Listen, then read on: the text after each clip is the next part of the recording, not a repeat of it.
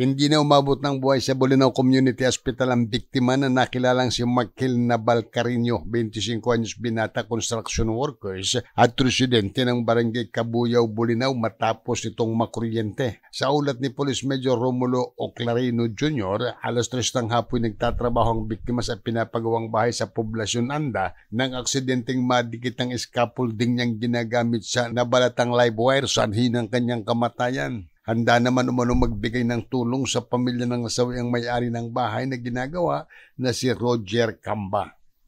Para sa MBC TV Network News, ito si Freddy Pajardo. Sama-sama tayo, Pilipino.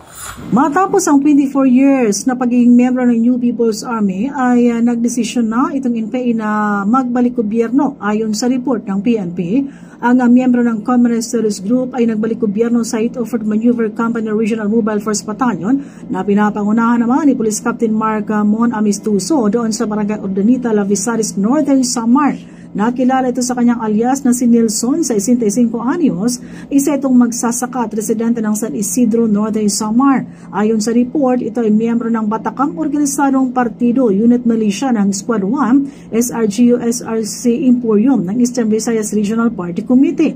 Mula 2000 hanggang 2024 ay naging miyembro ito ng New People's Army.